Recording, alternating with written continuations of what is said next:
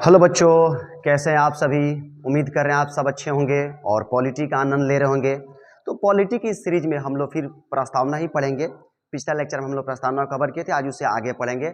आज हम लोग पढ़ेंगे प्रस्तावना में जो मुख्य मुख्य शब्द दिया है उसको हम लोग समझेंगे, राइट ना। तो आज हम लोग समझेंगे प्रस्तावना के मुख्य शब्द, राइट। तो सबसे पहले प्रस्तावना में वर्ड आता है संप्रभुता। संप्रभुता का अर्थ क्या होता है, संप्रभु का मतलब क्या समझते हैं।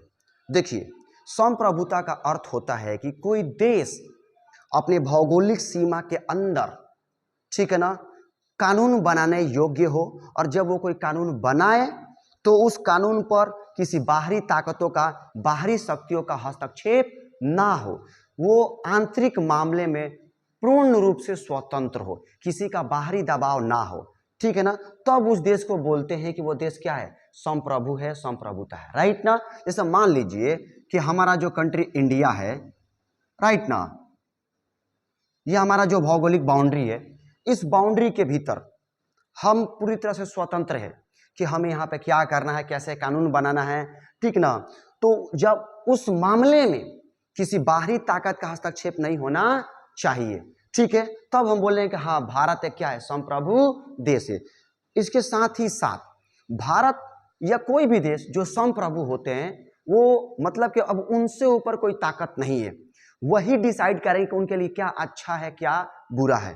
मतलब कि किसी बाहरी ताकत का हस्तक्षेप नहीं होना चाहिए। जैसे हम लोग भारत का अपना एग्जांपल लेते हैं, हम लोग क्या किए, रूस से S-400 वेपन खरीदे थे, हथियार खरीद रहे थे रूस से S-400। अब अमेरिका को बेचैनी बढ़ गया, अमेरिका कह रहा था कि भारत रूस से S-400 वेपन ना खरीदे। हम लोग बोले कि हम सुनने वाले नहीं हैं, तो अमेरिका धमकी दिया, बोला क्या, देखिए दबाव डाल रहा है, अमेरिका धमकी दिया कि अगर आप रूस से S-400 हथियार खरीदिएगा तो हम आप पे क्या लगा देंगे, सैंक्शन लगा देंगे, प्रतिबंध लगा देंगे। फिर भी भारत जो था अमेरिका के दबाव में नहीं आया और हम लोग रूस से उस वेपन को परचेज किए।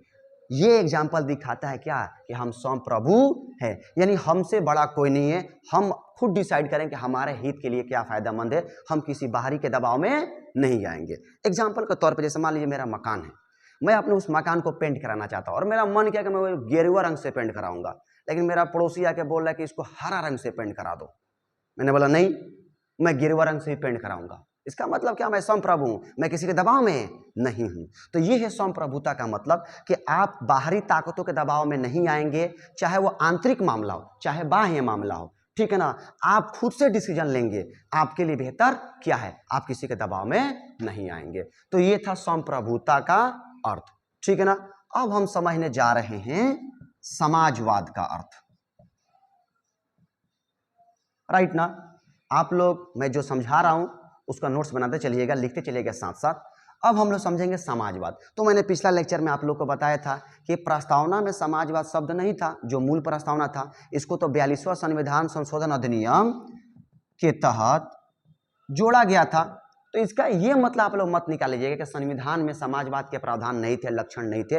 संविधान में समाजवाद के जो लक्षण है, प्रावधान है, वो कूट कूट के भरे थे। आप जब संविधान के भाग 4 पढ़िएगा, राज्य के नीति निर्देशक सिद्धांत पढ़िएगा, तो वहां पर आपको समाजवाद के लक्षण देखने को मिलेंगे। तो ठीक ना। अब आज देखिए, समाजवाद के चलते ही आज आपको सरकार मुफ्त में एजुकेशन दे रही है, ठीक है ना, हॉस्पिटल मुफ्त में बना के दे रही है। तो ये सब समाजवादी लक्षण है, राइट। अब हम लोग समझेंगे पंथ निरपेक्षता।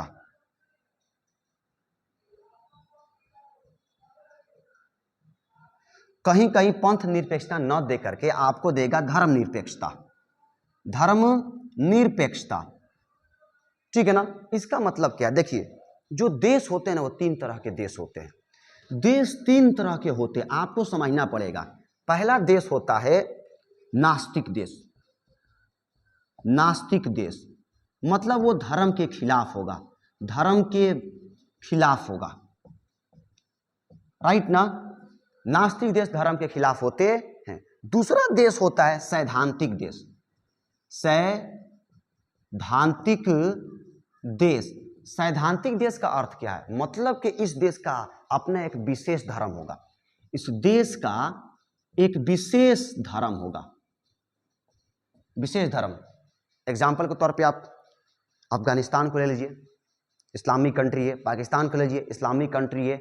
श्रीलंका को ले लीजिए, बौद्धिस्ट कंट्री है। बर्मा को ले लीजिए, बुद्धिस्ट कंट्री है। मतलब इस देश का अपना एक धर्म है। वहाँ के लोगों का तो धर्म है ही है, देश का भी अपना धर्म होगा। और तीसरा देश होता है धर्म निरपेक्ष। धर्म निरपेक्ष, धर्म निरपेक्ष का मतलब होता है कि उस देश का कोई धर्म नहीं है।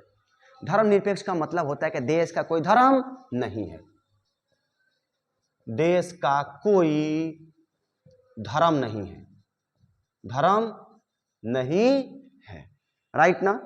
तो हम जानते हैं कि जो ये धर्म निरपेक्षता है या पंथ निरपेक्षता शब्द था, ये तो हमारे प्रस्तावना में नहीं था। इसको हम लोग 42वां संविधान संशोधन अधिनियम 1976 के तहत जोड़े थे ना।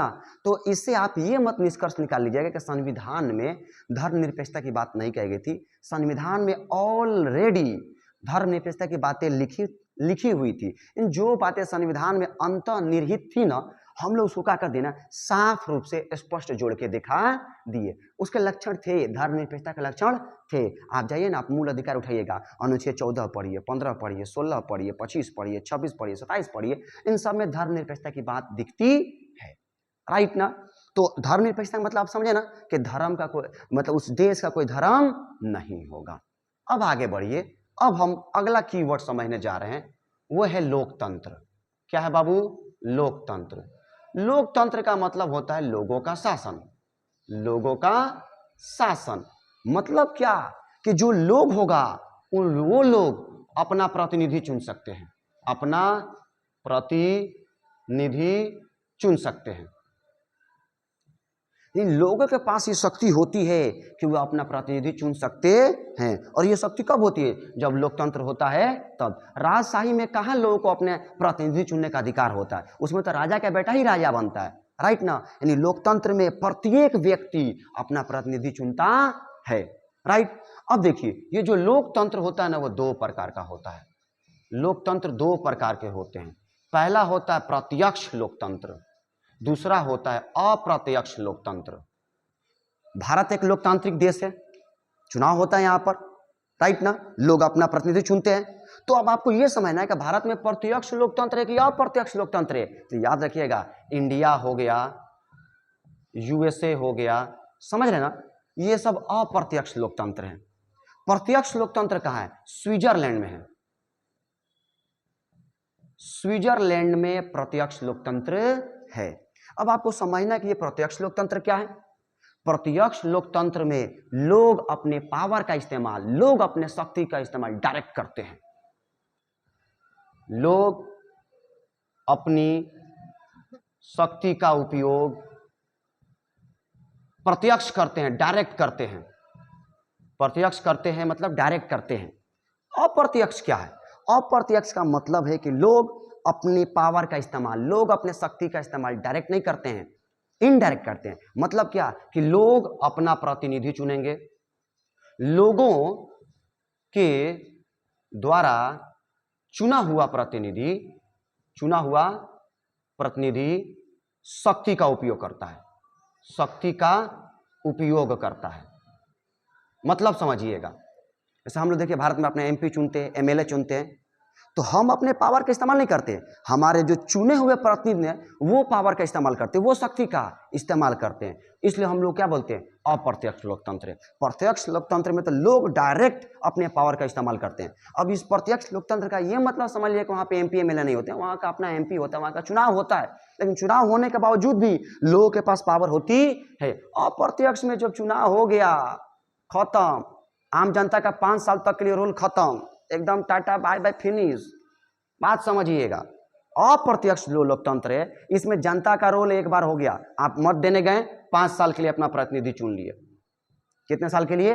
5 साल। 5 साल के लिए प्रतिनिधि चुन लिए, राइट ना। उसके बाद से आपका रोल क्या है? खत्म। अब वो 5 साल तक वो प्रतिनिधि आपका काम करे या ना करे, आपके विधानसभा क्षेत्र या संसदीय क्षेत्र में आए चाहे नहीं है, उससे कोई फर्क पड़ने वाला नहीं। अब वो चिल करेगा, मजा करेगा, भाई हम तो जीत लिए, अब 5 साल बाद ही जाएगा जनता के पास, ठीक ना। लेकिन प्रत्यक्ष लोकतंत्र में ऐसा नहीं है। प्रत्यक्ष लोकतंत्र में लोग अपना प्रतिनिधि चुनते हैं 5 साल के लिए। लोग प्रतिनिधि जो चुने हैं ना, प्रतिनिधि चुने हैं, वो मौज नहीं कर सकता है। यहाँ लोगों के पास पहले तो इस लोग ने क्या कि इस प्रतिनिधि को चुना, अब ये प्रतिनिधि 5 साल के लिए चुना गया, तो इस 5 साल के अंदर अगर लोग इसके कार्यकाल से, इसके कार्य से खुश नहीं हुए, ठीक है ना, इसके कर्तव्य से खुश नहीं हुए, या किसी भ्रष्टाचार में शामिल हो गया, तो समझ लिए कि लोगों के पास पावर है कि फिर से उसको उसके पद से हटा सकते हैं। उसके पद से हटाया जा सकता है, हटाया जा सकता है। उम्मीद करते हैं प्रत्यक्ष और अप्रत्यक्ष में समझ में आ रहा होगा। प्रत्यक्ष में क्या है कि पहले वो लोग अपना प्रतिनिधि चुनेंगे, फिर वो जो प्रतिनिधि चुनाया वो जब जाएगा तो बहुत सारा प्रतिनिधि को कार्य करना पड़ता है। मान लीजिए उसने कार्य नहीं किया तो जनता क्या है, असंतुष्ट है, तो जनता के पास ये पावर है कि उस प्रत्याशी को उसके पद से हटा सकती है 5 साल के भीतर ही। लेकिन यहाँ पर क्या, अप्रत्यक्ष में एक बार चुन लिए तो आपका रोल खत्म, आप जाइए, अब आपसे कोई मतलब नहीं है। वो 5 साल चिल करेंगे, आनंद करेंगे, मजा लेंगे, 5 साल बाद आपका रोल आएगा, राइट। फिर जहां अप्रत्यक्ष लोकतंत्र है वहां पे ना सिर्फ आप चुनाव में एक बार वोट डाल दिया आपका खत्म। क्या आप विधेयक ला सकते हैं? नहीं, जनता विधेयक नहीं ला सकती है। जनता विधेयक नहीं ला सकती है, नहीं ला सकती है, राइट ना। लेकिन प्रत्यक्ष लोकतंत्र में जनता किसी मैटर पे विधेयक ला भी सकती है, और कोई विधेयक अगर आया है तो उसमें दखल अंदाजी भी कर सकती है। तो बताइए प्रत्यक्ष में पावर है कि नहीं है? है कि नहीं है? तो प्रत्यक्ष लोकतंत्र का मतलब समझे कि नहीं समझे आप लोग, और अप्रत्यक्ष का मतलब समझ में आया? उम्मीद करते समझ में आया होगा। ठीक है, अब आगे बढ़ते हम, राइट ना। तो इंडिया में आप लोग समझ गए कौन सा है? अप्रत्यक्ष लोकतंत्र है। प्रत्यक्ष लोकतंत्र कहाँ है? स्विट्जरलैंड में। अब आता है कि जो प्रत्यक्ष लोकतंत्र है उसके कितने मूल तत्व हैं। तो याद रखिएगा, जो प्रत्यक्ष लोकतंत्र है उसके 4 मूल तत्व होते हैं। कितने मूल तत्व होते हैं? 4। आइए, ठीक है, उसको देखते हैं। आप लोग अगर इसका स्क्रीनशॉट लेना चाहते हो ले लीजिए, या साथ साथ लिखते चलिएगा। ठीक है, आइए आगे देखते हैं।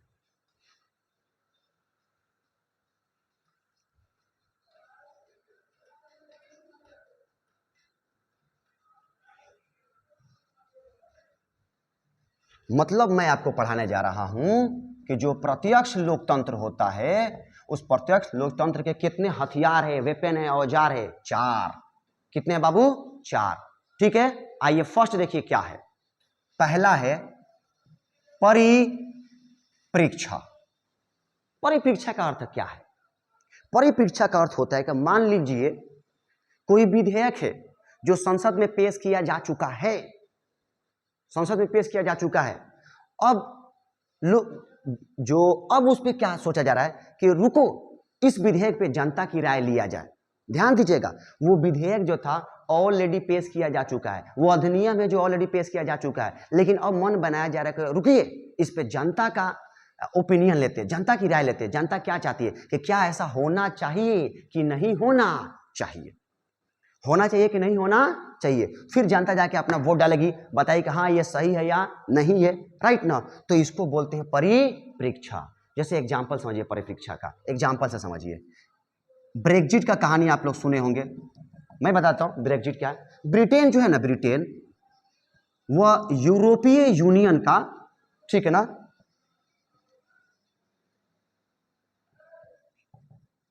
यूरोपियन यूनियन का सदस्य था, ईयू का। ब्रिटेन किसका सदस्य था? ईयू का सदस्य था। लेकिन ब्रिटेन चाहता था ना कि हम ईयू से अलग हो जाए, सेपरेट हो जाए, मतलब हम उसका सदस्य नहीं रहे। तो क्या हुआ ना, ब्रिटेन के जो सांसद थे, प्रधानमंत्री थे, उन्होंने क्या किया कि ब्रिटेन के जनता के पास भेज दिया इस मैटर को कि क्या हम लोग को ईयू में रहना चाहिए कि नहीं रहना चाहिए। समझे ना, ये है परिप्रेक्षा का अर्थ। दूसरा अब हम समझेंगे पहल। पहल मैंने अभी आपको बताया ना कि जो प्रत्यक्ष लोकतंत्र है, प्रत्यक्ष लोकतंत्र में जनता के पास ये शक्ति होती है कि कोई विधेयक ला सकती है, और अप्रत्यक्ष लोकतंत्र में जनता के पास ये शक्ति नहीं, उसने कोई विधेयक ला सकती है। जनता के द्वारा चुने गया प्रतिनिधि ही विधेयक लाते हैं, राइट ना। तो देखिएगा पहल का मतलब क्या है। भारत में देखिए, हम एक बार अपने एमपी या एमएलए को चुन देते हैं तो उसी के पास ये शक्ति है कि वो विधेयक लाएगा कि नहीं लाएगा। अब उसका मन लाए कि नहीं लाए, राइट ना। लेकिन जहां पहल है, पहल का मतलब यह है कि अगर किसी मैटर पर संसद में कोई विधेयक या अधिनियम नहीं बन रहा है और जनता चाह रही है कि उस मैटर पर विधेयक बनाया जाए, तो जनता खुद इस पर विधेयक बना सकती है। जनता विधेयक लेकर आएगी, जनता विधेयक लेकर आएगी। अब आप खुद बताइए, जब जनता विधेयक लेकर के आएगी तो विधायिका पे दबाव बनेगा कि नहीं बनेगा? बनेगा, तो उसको भी लाना पड़ेगा।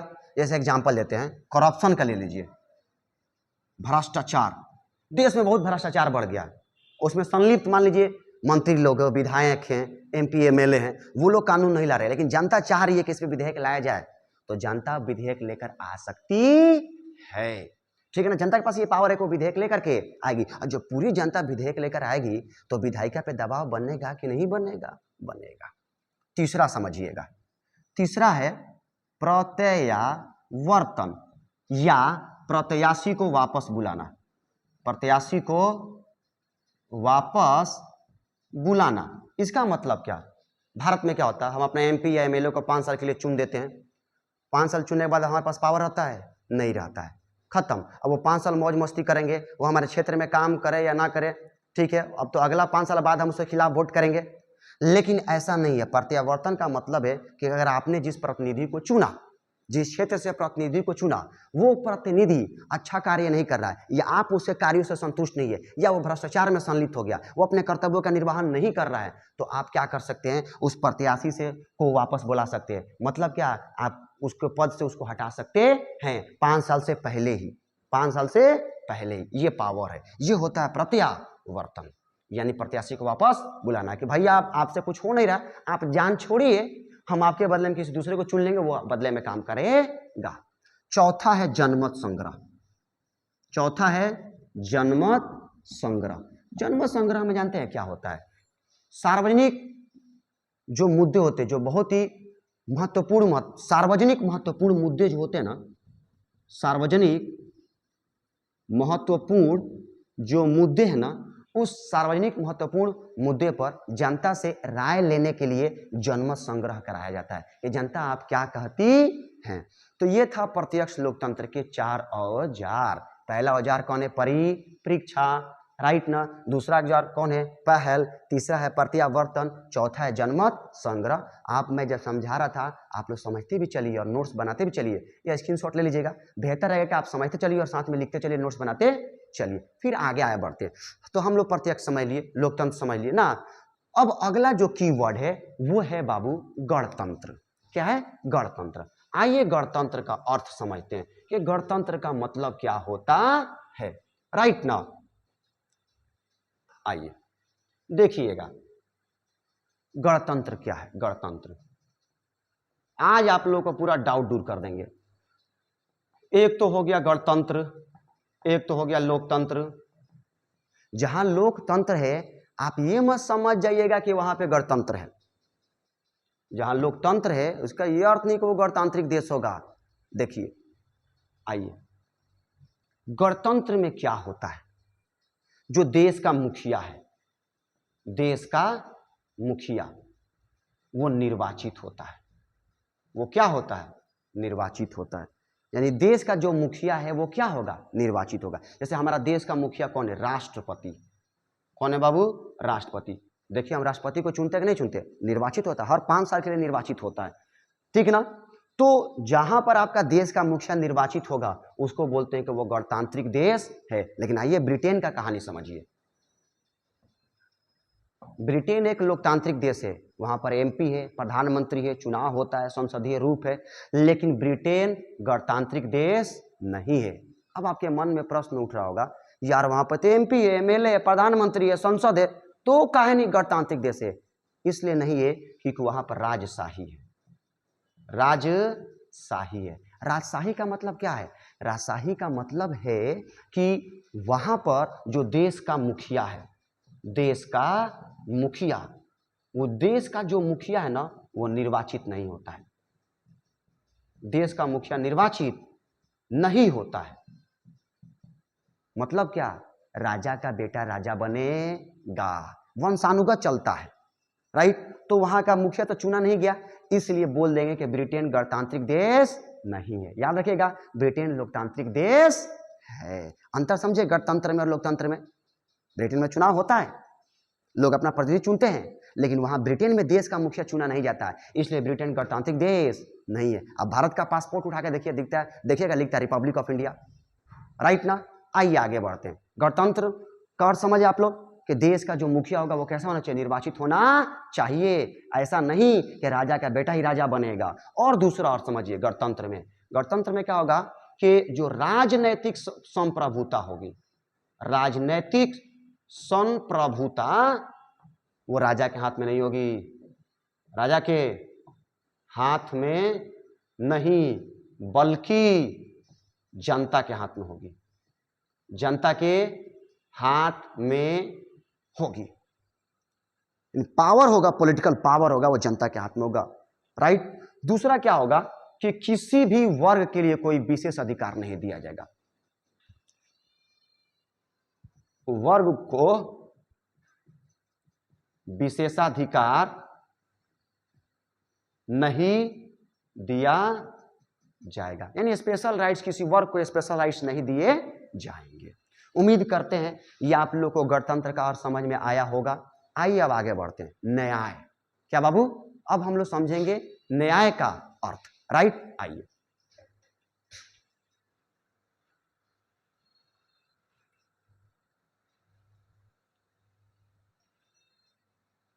न्याय। आप पिछले लेक्चर में मैंने आप लोगों को बताया था कि प्रस्तावना में 3 तरह के न्याय की बात कही गई है। सामाजिक न्याय, सामाजिक, आर्थिक, राजनैतिक ना। फिर मैंने आपसे क्वेश्चन भी पूछा था कि सामाजिक, आर्थिक, राजनीतिक न्याय कहां से लिया गया है, तो जानते हैं आप कहां से लिया गया है? रूसी क्रांति से, रूसी क्रांति से। यानी प्रस्तावना में जो सामाजिक, आर्थिक, राजनीतिक न्याय की बात कही गई है वो कहां से लिया गया है? रूसी क्रांति 1917 से लिया गया है। अब आपके मन में आएगा ये सामाजिक न्याय क्या है? तो देखिए, सामाजिक न्याय का मतलब होता है किसी भी व्यक्ति के साथ एक समान व्यवहार किया जाएगा, उसके साथ ऐसा ना होगा कि उसके धर्म, जाति, लिंग, ठीक है ना, के आधार पर भेदभाव किया जाएगा। सबके साथ एक समान व्यवहार किया जाएगा, चाहे उसका जात कुछ भी हो, उसका लिंग कुछ भी हो, उसका रंग कुछ भी हो, उसका धर्म कुछ भी हो, उससे मतलब नहीं है, सबको एक साथ ट्रीट किया जाएगा। आर्थिक न्याय का मतलब क्या है? आर्थिक न्याय का मतलब है कि आपको आर्थिक आधार पर भेदभाव नहीं किया जाएगा, आर्थिक आधार पर भेदभाव नहीं किया जाएगा। इसका मतलब क्या? चाहे आप गरीब हो चाहे अमीर हो, सबके लिए एक कानून लागू होगा। ऐसा नहीं कि अमीर के लिए अलग कानून होगा, गरीब के लिए अलग कानून होगा, सबके लिए समान है। तीसरा है राजनैतिक न्याय। राजनैतिक न्याय, इसका मतलब क्या है? सबको समान राजनीतिक अधिकार प्राप्त है, समान राजनीतिक अधिकार प्राप्त है। आप किसी भी ऑफिस में जाइए, आपको कोई रोक टोक नहीं सकता है, आप किसी भी पद के लिए चुनाव लड़ सकते हैं, आपको कोई रोक टोक नहीं है, राइट ना। ये था न्याय। न्याय कहां से लिए हैं? रूसी क्रांति से। अब हम जो अगला वर्ड है वो है स्वतंत्रता, समता और बंधुत्व। स्वतंत्रता, समता और बंधुत्व, आइए इसको समझते हैं। स्वतंत्रता, समता व बंधुत्व। आपसे एक प्रश्न पूछ रहा हूं, स्वतंत्रता, समता व बंधुत्व कहां से लिया गया है? 10 सेकंड के लिए आपको टाइम दिया जा रहा है, बताइए कि ये कहां से लिया गया है?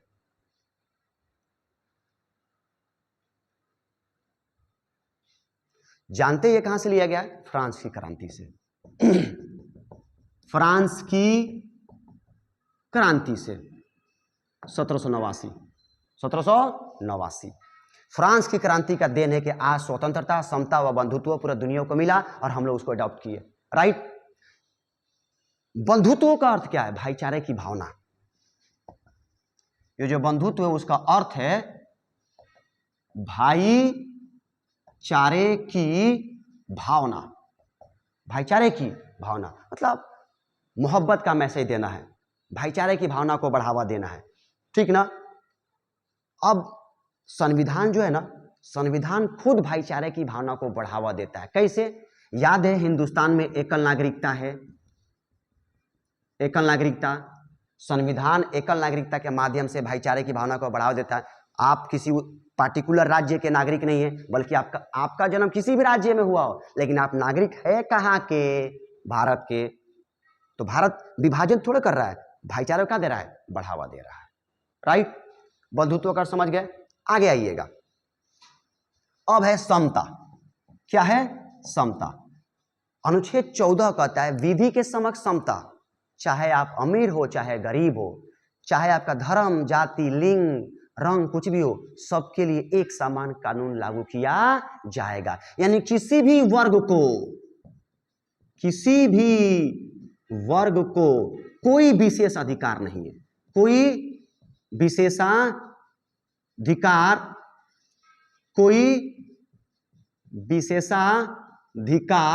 नहीं है, सब समान है। सब क्या है? एक समान है। राइट ना? तो ये थे अपने प्रस्तावना के कीवर्ड। जाने से पहले मैं आपसे एक क्वेश्चन पूछूंगा, आप लोग को उसका आंसर कमेंट में बताना है। ये तो आप लोग को पता है कि प्रस्तावना हम लोग कहां से कॉपी किए थे? अमेरिका से। लेकिन जो प्रस्तावना की भाषा है, लैंग्वेज, प्रस्तावना की भाषा वो कहां से लिया गया है? तो जानते हैं प्रस्तावना की भाषा कहां से लिया गया है? ऑस्ट्रेलिया से। कहां से लिया गया है? ऑस्ट्रेलिया से। लेकिन प्रस्तावना कॉपी कहां से किया गया है? वो है अमेरिका से। ठीक है, तो हमारा प्रस्तावना क्या हुआ? कंप्लीट हुआ। उम्मीद करते हैं आपको प्रस्तावना समझ में आया होगा और इसे कीवर्ड का अर्थ भी समझ में आया होगा। ठीक है, अब हम अगले लेक्चर में आगे मिलेंगे, नेक्स्ट चैप्टर में। उम्मीद करते हैं आप लोग को ये सीरीज समझ में आ रहा होगा। ओके, मिलते हैं, तब तक के लिए नमस्कार।